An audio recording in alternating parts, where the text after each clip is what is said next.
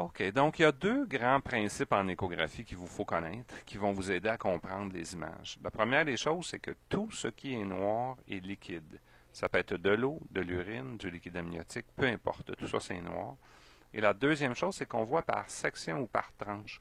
Il faut vous imaginer que la sonde que j'ai dans les mains, c'est comme une lampe de poche.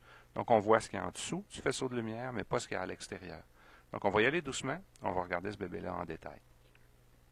On va commencer à faire l'examen, si vous voulez, en faisant une tranche de votre ventre à vous, comme ça ici, dans le sens de la longueur. Première chose qui me frappe au départ, c'est le trou noir qu'il y a ici. Bien, ça, c'est votre vessie. L'eau que vous avez bu a été filtrée par les reins puis a été stockée ici. Derrière, grande structure tubulaire grise. Bien, ça, c'est le col. Et chez vous, c'est très bien parce que le col est long et il est fermé. Donc, il remplit bien sa tâche, ce qui est vraiment de garder à l'intérieur tout ce qui s'y trouve. Donc, c'est un col hermétique, normal. On part d'en bas, on monte plus haut vers le nombril.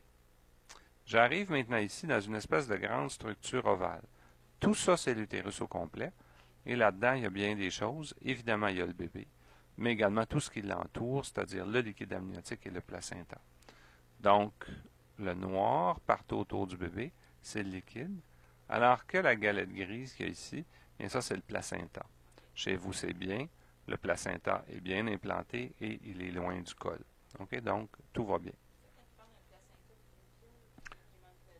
Regardez, je vais vous montrer. Je viens de vous montrer le col qui est ici. Regardez, le placenta se finit ici.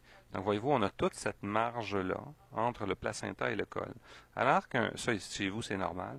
Alors qu'un placenta prévia, il est par-dessus le col. Il bouche l'entrée. Un placenta prévia, là, ça commande une césarienne. Sûr, sûr, sûr. Oui, puis le risque de saignement est très, très élevé. Il faut pas éviter les contractions, puis tout ça. Là. Fait que on prend pas de chance avec ça. Bon, bien, on va aller voir le bébé lui-même maintenant.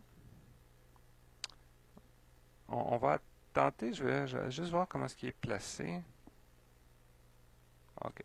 Regardez s'il est plutôt couché, comme je l'approche comme s'il était couché sur le dos. Regardez si je vois, j'ai une vue pas mal de son profil de visage. Donc, si vous regardez attentivement, regardez, on a son petit profil de visage qui est ici. Et regardez au niveau de son thorax, regardez comment je vois bien le petit cœur. Regardez le petit cœur qui est là. Bon, le cœur, ça m'intéresse vraiment, vraiment beaucoup. Regardez le petit cœur qui est là. Donc, on va aller agrandir l'image là-dessus.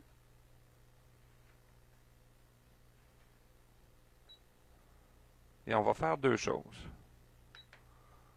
La première des choses,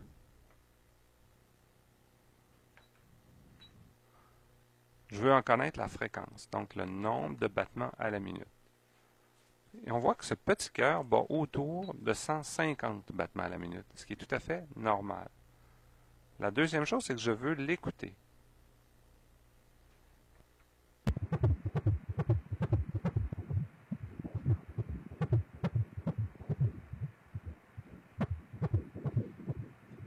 Donc, on a un cœur qui bat superbement bien. Donc, ça, c'est très, très beau.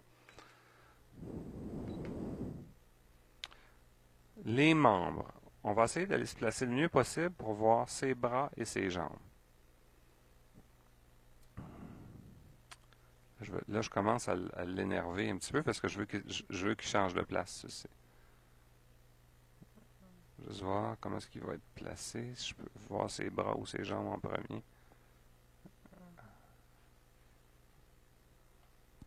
Allez, mon bébé, aide-moi un peu.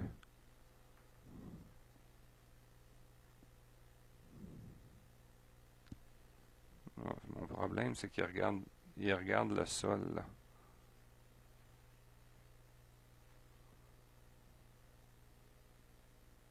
Regardez, je sais pas, c'est comique. Regardez, il y a un pied devant le visage, quasiment. Si vous regardez attentivement, regardez, il y a une jambe. Regardez, la jambe est là, la cheville